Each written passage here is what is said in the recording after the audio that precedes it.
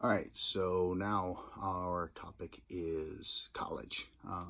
So different than jobs and careers, and we'll talk about that. Most of this, honestly, to do this the easiest way, because that's the majority of the questions I got, is to just look at the questions that were asked and answer them. Some may double back on themselves. Some of them may be out of order if I were doing some great presentation on this, but this is not supposed to be a great presentation. This is just supposed to be a conversation again. So questions may have came out of everywhere. So this is the college conversation. So with that, the big picture advice. Boy, I wish I could do it over in the undergrad, but maybe I wouldn't have learned. I was not a very successful high school student. It was on paper, but I didn't have the skill set. I would have been a bad student in my class. In my class, I probably would have been a C student, to be honest with you. I didn't do homework a lot, didn't study for tests. Unfortunately, I continued those things in college and had more free time and was on my own. So I was able to do things, stay out late, skip classes, those kind of things, which cost me later financially. Just cost me money from having to do classes over, and that's hard. Skill sets I didn't have. I didn't know how to listen to a lecture, take notes. I didn't know how to study. So those are the things I hope I was able to help you with and guide you with and give you methods. Some of you listened, some didn't, and we'll just see how that works out for those of you going to college. Overarching advice: enjoy it. Enjoy this journey. For those of you that are going to college and will do the 4-year, 5-year degree and finish out with an undergrad or master's and that kind of stuff, understand once you get out of there, you've got to go. Because you spent 4 years doing this. You have that sense of get a job in your industry or get a job in your career field. But it's okay to take it slower. Even though you might be in your 20s, you're not as far along as you think. And if you don't know what you're doing when you're 30, it's okay. Just keep maintaining. Be a good person.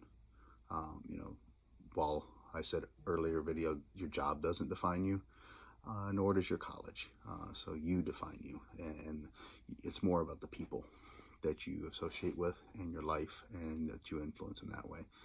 So again, let's get into these questions that people have about college. And again, might seem a little random. Some things may back on themselves, so I apologize for that.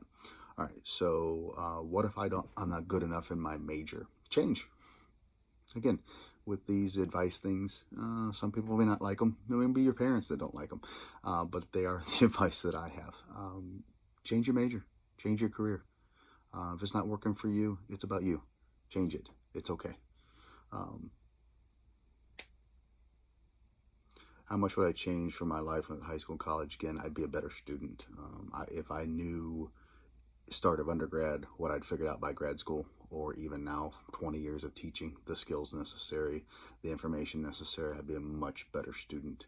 But I would have been a physical therapist, and it would have led me to being right here. So that's the path I was supposed to take, apparently.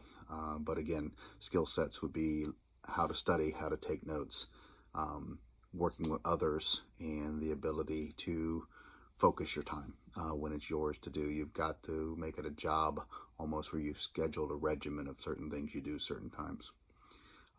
Going to college intimidating? It can be, because here's the thing to understand, and another one of those cruel realities. Valedictorian, salutatorian, 4.0, honors graduate, or D students barely got by. Everybody gets a restart, and in the class that you're in, there's another valedictorian. There's another D student. So whatever you are, you have gone from where you're at to the fact that everything you've done in the past doesn't matter anymore.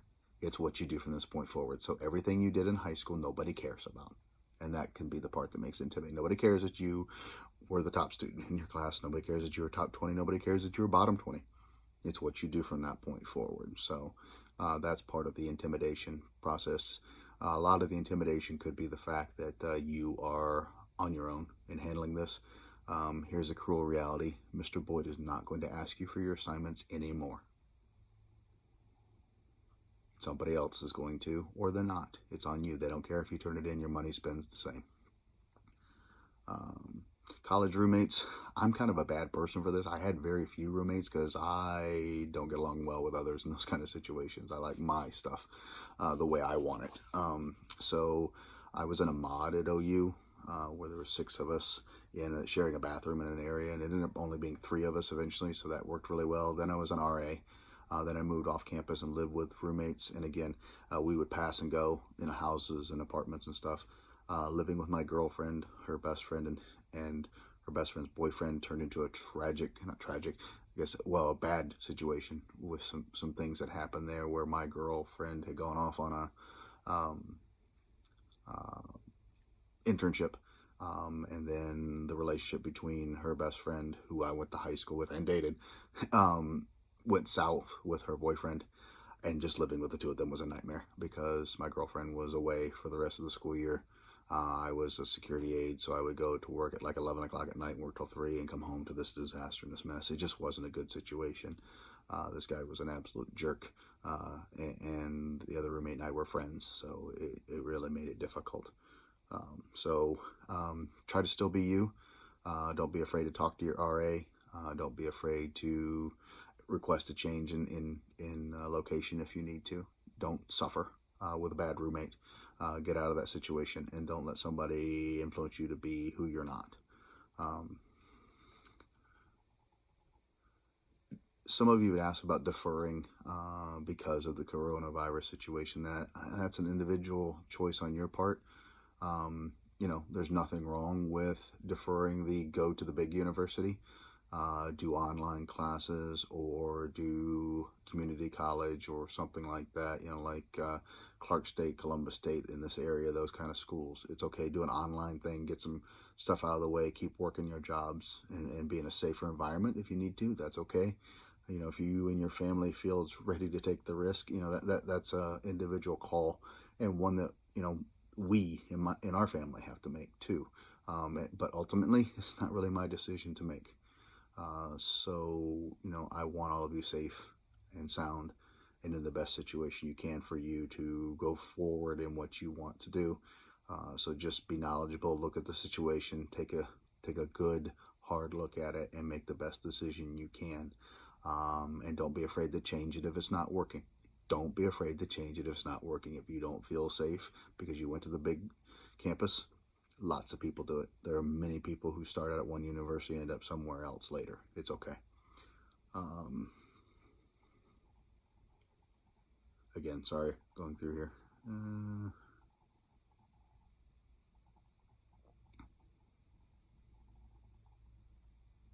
So I guess, some other things in college I think I answered, and I apologize if you had a college-related question in all of this. I tried to keep your questions together for you.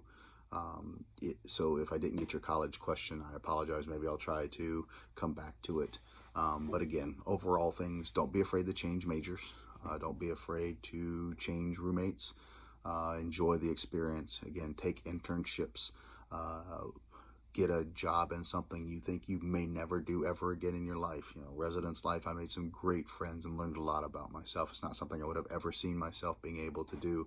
But at Ohio University, it broadened my horizons and gave this, little Southern boy a big eye-opening into some things and groups that I maybe have never been, around. And just being quite frank, when I just look back at the residence life groups that I was with, there were people from other countries. My resident director was from Pakistan, my experience with different cultures and different lifestyles and stuff like that was immense. Things I'd never experienced in the small little towns I lived in, and it helped a lot and helped me balance what probably was going to be a very different path in my life and become a more balanced person, more understanding of other individuals and their choices. With that, some common advice I give that will not go over well. Break up now. Don't go to college with your significant other. I know, and you know how I can say that? I did it. So I'm not saying it because I don't like you in a relationship. I'm not saying it because I don't want you to be successful, but if it's going to work, it will work. And I say that for this reason. When you go to college with your significant other, boyfriend, girlfriend, you're not able to experience what you need to. And I don't mean that in terms of the sex and going out and that kind of stuff. I mean it in terms of the decisions you make for your internships and classes and your schedule and jobs and stuff like that, that you might have experiences to incur, are made as a couple, not for you as a person. And this is a time to be selfish. This is a time to do what you want to do and go forward in things that you might want to do. And I've had students that, have ignored this, and it's okay. It's not something my advice to you being that, again, it's not because of a loving relationship or anything like that. It's my own experience. I went to Ohio University after waiting a year with my girlfriend, and I made it all the way through and graduated and moved back. She had a year left and broke up with me that year. So I spent my entire college experience in a relationship. She had her senior year without the relationship. So, it's something that is hard to look at. And that was the high school sweetheart. So that was, 7 years in a relationship, high school through my college. So, that's something that's harder to do. And keep in mind, I took 5 years to get the 4-year degree. So, it took a little time to be able to do that. So, again, those are kind of my ideas and thoughts on college. I hope I've kind of covered everything. Lab partners and find somebody who's done the class before. Find people that are smarter than you and latch on to them. Let them help you. Don't be afraid to look up old stuff and old tests, but find the people that are smart and buddy up with them. Don't cheat, but find the people that are smarter and have done this before, TAs and stuff like that, and be able to do the best that you can. All right. So that, again, my opinions and advice on college. Listen to it, don't listen to it. It's okay either way. I want you to be successful. Thanks.